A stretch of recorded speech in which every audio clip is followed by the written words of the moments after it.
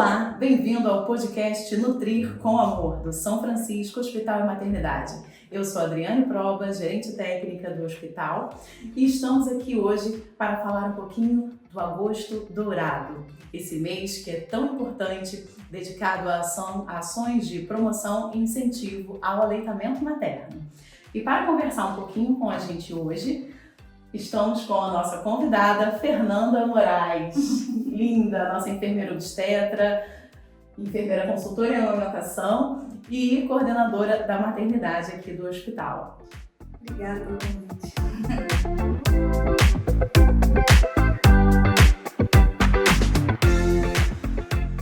Hoje nós vamos conversar um pouquinho, esclarecer bastante dúvidas que possam existir sobre o tema, e a Fernandinha vai nos ajudar aí. No início nós colocamos também uma caixinha de perguntas, recebemos algumas, não vai dar para a gente debater aqui sobre todas, né, Fernanda? Mas no final nós vamos puxar aí as principais perguntas para a gente estar comentando. Gente, estou super feliz de estar aqui, podendo dividir um pouquinho dos meus conhecimentos com vocês e espero que seja produtivo para todos nós. Fernanda, vamos lá, minha linda. A gente sabe que esse tema, para muitas mulheres, é um tema muito desafiador, né? A amamentação, você é mãe, eu também, e mesmo como profissionais de saúde, a gente sabe o quanto que é desafiador, que na prática mesmo é que a gente vivencia e passa por todas essas dificuldades. Para algumas mulheres isso transcorre de uma forma muito tranquila, mas para outras não, né? O que você poderia passar para as mamães, assim, o que elas podem esperar nesses primeiros dias pós o parto, né? Existem todas as orientações aqui no hospital, depois ela vai para casa, aquela primeira semana, mudanças de rotina. Esse início, ele é fundamental, né? Que exista um apoio para que ela consiga seguir com essa amamentação. O que você traria aí de dicas, de orientações para essas mamães de primeira viagem que acabaram de ter aí seus bebês? Então, o ideal era que todas as mães, ao descobrirem que estão gestantes, né, já começassem a se preparar desde a gestação para o puerpério, que é o momento mais desafiador, né, que é o pós-parto, sobre essa questão de posição, de pega, o que esperar, quais os principais desafios a serem enfrentados nesses primeiros dias em casa. Temos aí normalmente 9 meses de gestação, né, para a gente se munir de informações. O ideal é que nesse período a pessoa que puder ter uma consultora de amamentação para chamar de sua, vai fazer com que esse processo, né, esse ciclo gravídico puerperal ali seja transcorrido de uma forma mais natural. Mas nem todo mundo tem essa condição, mas eu acredito que a informação é o primeiro conhecimento que todos devem buscar ter, né? Uma mãe bem informada, eu costumo dizer que não tem medo de nada, então isso já facilita bastante. Mas a gente tem ainda o pós-parto imediato, ainda na maternidade, as primeiras 48 horas de internação, que é um momento, embora pouco, mas é um momento em que a gente faz o alojamento conjunto, que é quando a criança e a mãe estão bem, estão liberados pelo pediatra, pelo obstetra, de ficarem no mesmo quarto, né, trocando essa simbiose, esse relacionamento, criando esse vínculo materno-afetivo. Então é um momento em que a mãe tem na maternidade para tirar a maioria das dúvidas que ela tenha relacionadas à alimentação. Lógico, como eu disse, é muito pouco, né? 48 horas são poucas para sanar todas as dúvidas, mas já tem uma noção de como vai ser em casa. Mas o ambiente da residência é muito diferente, né? Então eu diria que contar com uma rede de apoio, já ter definido quem vai ser seu parceiro, além do seu esposo, seu companheiro, sua companheira, enfim. Quem são as pessoas da família que podem te ajudar nesse processo, e quando não for possível, quando essas pessoas não forem suficientes para te ajudar a passar tranquilidade, para que você transpasse pela amamentação de forma bem natural, contar com a ajuda de algum profissional de saúde, se faz necessário. Muito bem. E normalmente, assim, quais são as dificuldades, né, que a gente observa durante o período de amamentação? Você que está sempre aqui no hospital também atendendo, né, no nosso serviço amamentar, que nós temos aqui voltado para as mamães que já tiveram seus bebês, nós temos esse atendimento aqui para essas mães que estão com dificuldade. E normalmente o que você vivencia aqui no retorno dessas mães? Ainda no período da internação, eu vejo que a grande maioria das mulheres ainda acabam tendo cesárea, então a demora da descida do leite acho que é a principal questão enquanto a mãe ainda está internada, né? Mas isso é um processo normal, porque quem não entrou em trabalho de parto espontâneo, o corpo não teve aquele sinal, né, de que já está preparado para o leite descer, então acaba que demora um pouquinho, mas isso não é nenhum bicho de 7 cabeças, até porque todo bebê nasce com o que a gente chama de gordura marrom, então ele nas primeiras 24 horas está coberto por essa gordura de forma a ficar saciado. Bom, após isso as principais queixas são dificuldade de posição e pega, né? A pega errada do bebê ao seio, ela pode provocar vários agravos aí na mama, né? Desde bem simples de resolver até mais dificultosos que às vezes precisam de uma internação. Então, dentro de 3 a 5 dias, normalmente a mama ela vai ficar mais cheia, mais pesada, mais dolorida, que é o processo da mudança do colostro para o leite. Então, é um engurgitamento mamário fisiológico que a gente chama, né? Que é essa transição do colostro para o leite. Feito isso, depois que o leite desce, as coisas se tornam mais fáceis à medida que o bebê vai sugando e vai demandando aquela produção de acordo com a necessidade dele. Então, ajustando a pega e a posição, a gente também tem a questão da dor ao amamentar. Por que dói? Dói porque tem ou uma hipersensibilidade na mama ou uma pega incorreta, voltando para a pega, né? Porque sempre tudo acaba girando em torno disso. A né? pega é fundamental, né? A pega é Para fundamental. minimizar e evitar várias complicações. Isso, e aí a gente diz que uma boa pega é aquela em que o bebê encoste o queixinho na mama, que ele consiga abocanhar boa parte da areola, que é aquela parte mais escura do seio, para que ele consiga fazer a extração correta do colostro, do leite, né? Que o bico, na verdade, é por onde sai o leite, mas é o orientador, mas se ele não massagear essa parte escura, ele não vai conseguir tirar todo o leite que está por trás nos alvéolos. Então, um bebê que não faz covinha, ele está com uma boa pega. Um bebê que não faz barulhinho na hora de sugar, ele está com uma boa pega, porque se está fazendo barulhinho, ele está engolindo ar. Tem gente que acha lindo, né? Que acha lindo. Nossa, o barulhinho tá ótimo. Tá tudo errado. E aí, quando tá errado, a gente tem que reposicionar, né? Tirar esse bebê do seio e reposicionar. Eu acho que essas são as principais queixas que chegam, depois são as patológicas mesmo. Certo. E aqueles mitos, né, de que meu leite não é suficiente, e a gente observa muito isso conforme o bebê vai crescendo, né? Existe realmente um aumento gástrico ali daquele bebê e da capacidade gástrica, e aquele leite ele vai aumentando a produção conforme esse bebê vai sugando. E existe um momento que chega que aquela mãe ela fica muito angustiada com aquilo por volta de 2, 3 meses, e é um momento onde às vezes acaba se introduzindo um leite artificial, né? O que você recomenda para essas mães nesse momento, né, dessa angústia, onde você acha que o leite ele não está sendo suficiente para o seu bebê? Existe leite fraco? Não existe? Fala pra gente, Fernanda. Não existe leite fraco, toda mãe é plenamente capaz de amamentar seus filhos, né? O que acontece é que a mama, no início da amamentação, ela é completamente monitorizada, né? Automatizada por hormônios. E depois, quando o bebê começa a ter essa sucção, é a sucção que vai demandar, né? Que vai ser o motorzinho para aquele leite ser injetado. Então, quanto mais estímulo, né? Mais essa mama produz leite. O nosso corpo ele é muito inteligente, né? Nosso organismo ele vai de acordo com a necessidade do bebê. Se ele está demandando pouco leite vai ser, vamos dizer, fabricado, né? Produzido. Então, mas uma mama de uma nutriz que está na sua capacidade plena, ela chega a produzir 800 ml de leite por dia. Um bebê mama em média aí uns 100 ml, né, cada mamada. Isso não é um dado fechado, porque a gente não tem como mensurar, né, quanto ele mama. Mas o que a gente pode dizer é que um bebê recém-nascido, muita mãe fica preocupada, ele mama e para, mama 5 minutos, mama 10 minutos, ele está com fome. Não está com fome porque o estômago do bebê, como você bem colocou, é muito pequenininho. E ele vai aumentando conforme ele vai crescendo.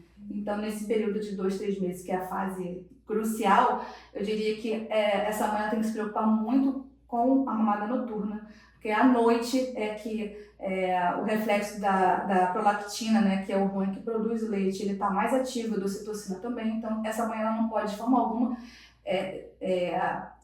deixar que o cansaço a domine. A gente sabe que é exaustivo, eu já fui mãe, você já foi mãe, a gente sabe disso, mas na medida do possível manter essa mamada no período que o bebê demandar o leite. Perfeito, Fernanda. E essa rede de apoio, né, que a gente fala, é tão importante para que essa mãe consiga realmente transcorrer bem essa amamentação, o papel do pai. Às vezes o pai se sente tão distante ali, né, como se a mãe fosse a protagonista e ele fica meio, como é que eu vou me inserir nesse contexto? Qual o seu recadinho aí para os papais? Hoje em dia já tem até um programa no Ministério da Saúde, né, que incentiva o pré-natal do parceiro. Então, toda mulher que está gestante, ela é orientada a chamar o seu parceiro, né, para participar de todas as consultas de pré-natal, que é o momento em que ela recebe todas as orientações, ela tira as dúvidas a respeito do parto e do pós-parto. Então, eu diria que o marido que já está introduzido desde o início da gestação, ele vai entender melhor como ele pode ajudar. Porque mesmo quem não tem mama, ajuda na mamada, né? Então, ele pode ser um parceiro para pegar essa criança após ele amamentar, para colocar ele no colo para ajudar esse alimento ele ficar fixo no estômago, né? Porque na verdade a gente diz que o bebê tem que ficar na posição vertical, não para rotar, nem todo bebê vai rotar após a mamada, mas todo bebê precisa ficar uns 15 minutinhos na posição vertical para que esse alimento ele assente no estômago e ele não venha a regurgitar. Então ele pode ajudar nisso, ele pode ajudar colocando a criança de volta para dormir, né? Acalentando, ele pode preparar um complemento quando essa mãe não tem condição só de amamentar e ela não é menos mãe por isso. Ele pode ajudar num banho, ele pode ajudar a fazer comida no mercado, enfim, existem outras formas de ajudar que não só depende da amamentação. Perfeito. E agosto dourado, né? Por que esse nome dourado, né? Explica um pouquinho pra gente. Então, o agosto dourado ele veio a ser instituído porque as ações mundiais, né? A Organização Mundial de Saúde, ela instituiu a Semana Mundial de Aleitamento Materno, que vai do dia 1 ao dia 7 de agosto, onde em vários países do mundo, concomitantemente, existem campanhas em prol do incentivo do apoio ao aleitamento. No Brasil, ficou instituído o mês inteiro de agosto para as ações, para que a gente viabilize mais essa promoção ao aleitamento. E é dourado porque o leite é considerado o padrão ouro de alimentação infantil. Se 13% de mortes infantis seriam evitadas se a criança amamentasse ao seio. Então a gente tem que realmente falar, chegar mais em pessoas onde essa rede de apoio não existe, onde a informação é mais precária para que a gente consiga manter esses índices elevados. Perfeito. Relembra pra gente um pouquinho, Fernanda, qual é a recomendação da Organização Mundial de Saúde em relação ao tempo que esse bebê deve mamar de forma exclusiva? Relembra aí um pouquinho pra gente. Pela Organização Mundial de Saúde, chancelado pelo nosso Ministério da Saúde, o bebê ele deve receber alimentação exclusiva ao seio até o 6º mês de vida e a partir de então de forma complementar, até 2 anos ou mais. Porque a partir de 6 meses é quando a criança já vai receber a introdução alimentar, então, mas o que não quer dizer que o leite materno não tenha mais sentido para ele, não tenha mais nutrientes, muito pelo contrário, ele continua ganhando anticorpos, ele continua recebendo as vacinas imunológicas, enfim, todos os benefícios do leite ainda continuam sendo viáveis para ele e essa mãe ela só deve pensar num desmame quando ela se sentir confortável, quando ela não quiser mais amamentar ou quando o bebê não desejar mais ser alimentado ao seio. Então é uma decisão de mãe e de bebê, sem interferência de mais ninguém. Exatamente, isso é difícil, né, Fernanda? Porque hoje em dia, infelizmente, a gente ainda se depara com com mulheres que estão, às vezes, amamentando em ambientes públicos e se sentem muito desconfortáveis, né? Com os olhares, com alguns comentários. Ah, essa criança está muito grande para mamar, né? Tem que tirar isso. Seu filho mamou bastante, né? O meu também. Eu tive 2 experiências bem distintas. Eu tenho 3 filhos e foram 2 experiências bem distintas, porque os 2 primeiros foram gêmeos e eu tive realmente muita dificuldade para manter a amamentação dos 2. Tinha uma amiga minha na época que teve bebês também no mesmo período e ela conseguiu amamentar os 2 lindamente. Eu ficava, gente, como que ela consegue? E eu não estou conseguindo. E a gente compara o tempo todo, né? Isso é outro fator que a gente precisa trabalhar na nossa mente. Trabalhar, né? Exatamente. Transcender. A gente se compara o tempo todo e cada gestação é uma, cada bebê é um, cada mãe é uma, né? Mas eu consegui levar um pouco mais a amamentação deles aí até uns 4 meses e depois eu tive mais um. E aí esse foi até 3 anos e meio. E eu passei a redenção. Essa é a redenção. Falei, nossa, agora eu vou conseguir amamentar muito bem. E eu realmente passei por isso, por esses olhares de reprovação, comentários.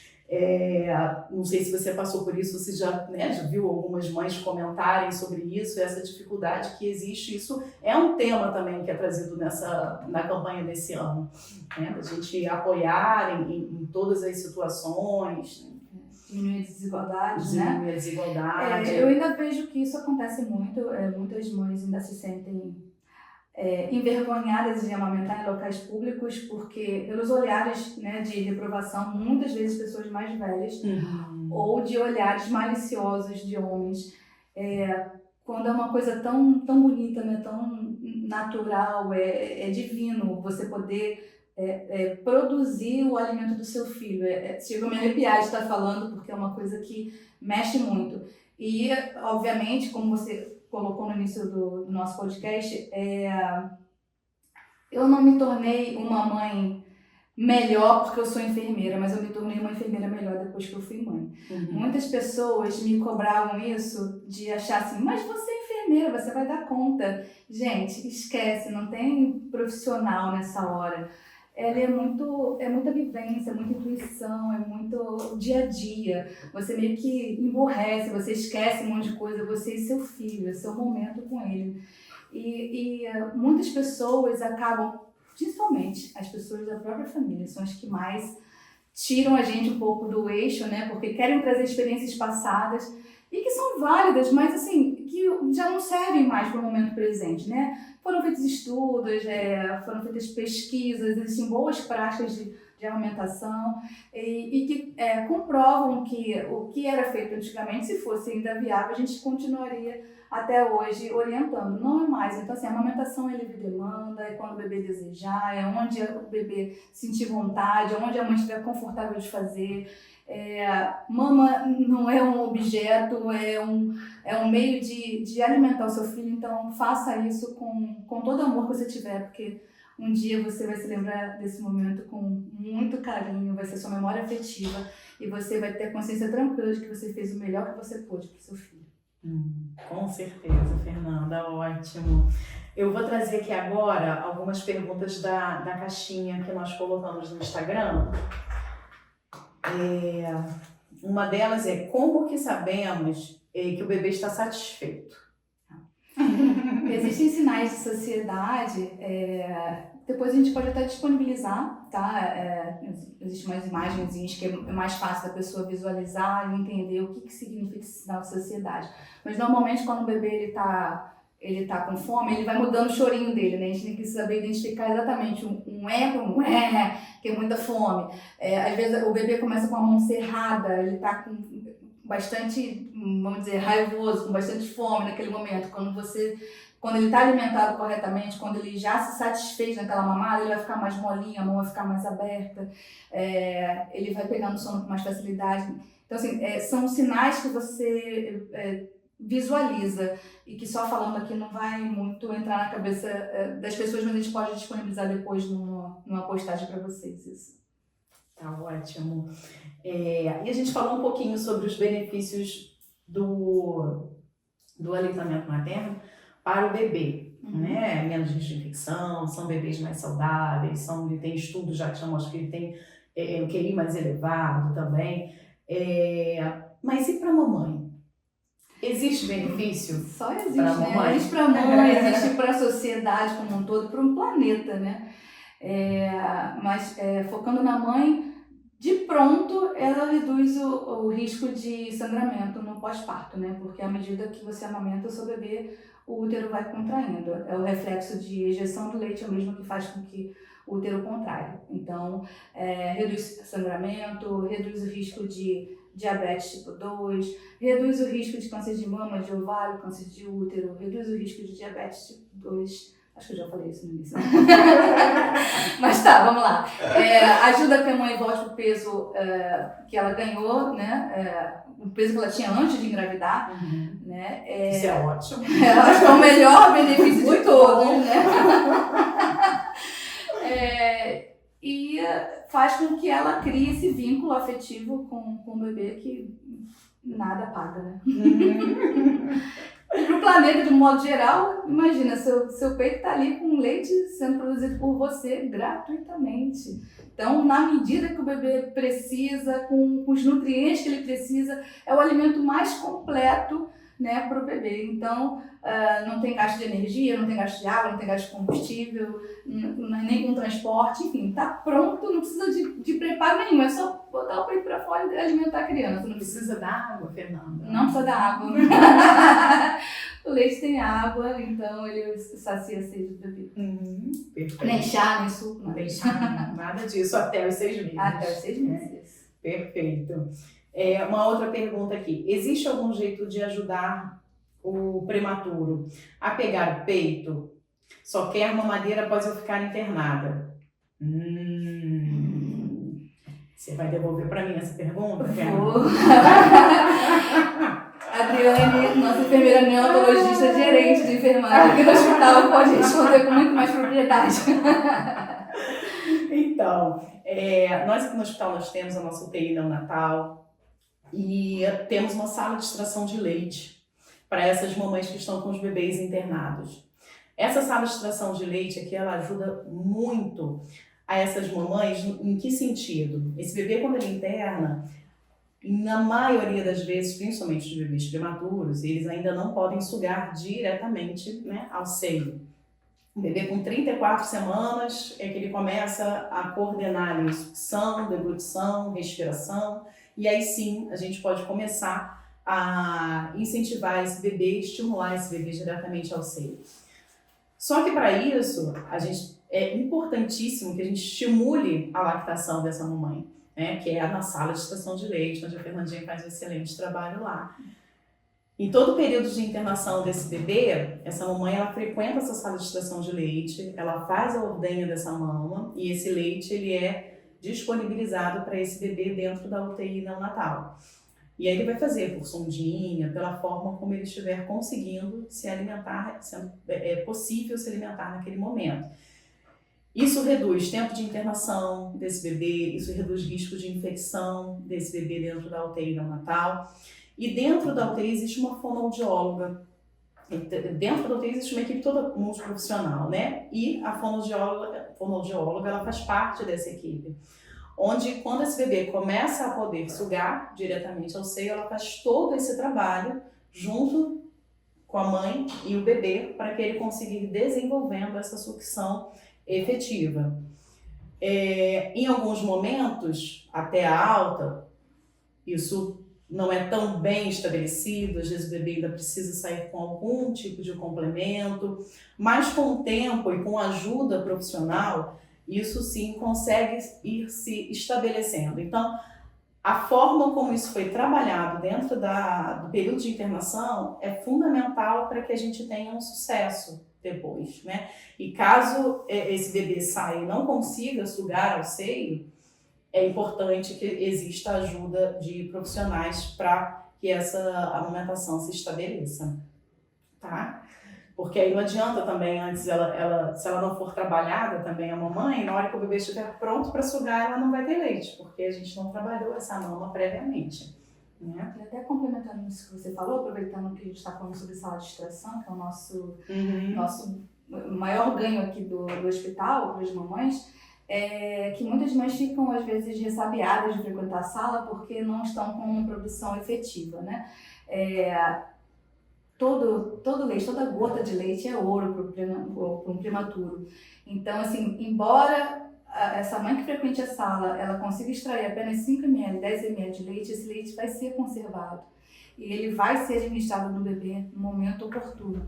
Então, é um convite para todas as mães que tiveram bebês aqui conosco e que os bebês estão internados na nossa UTI neonatal, que frequentem a sala de extração, porque, como a gente já abordou várias vezes aqui, o estímulo da mama que faz com que a produção do leite aumente. Então, a gente vai trabalhar isso para quando ele puder sugar. Eu acho que nós conseguimos responder aqui algumas perguntas, eu acabei nem lendo, porque nós respondemos ao longo, né, da nossa conversa, e acho que nós chegamos aqui ao final do nosso podcast, né? Acho que foi ótimo, espero que vocês tenham gostado, vocês que estão aí nos assistindo. Estamos encerrando aí todas as atividades que nós fizemos ao longo do mês. Vocês aí que acompanharam a Fernandinha todo dia dando uma dica no Instagram. Não foi, Fernanda? Isso aí. Estamos fechando aqui hoje com chave de ouro. Com tal ouro, né? Ouro. Agosto dourado. E é isso, o mês é dedicado à amamentação, mas na verdade as ações são para o ano inteiro, né? Amamentar em todas as situações, em todas as ocasiões, sem preconceito, é isso que a gente espera. Isso aí. E se ainda ficou alguma dúvida, pode mandar pra gente, que a gente responde depois. Tá bom? Obrigada. Isso. Obrigada a você. Obrigada, Fernanda.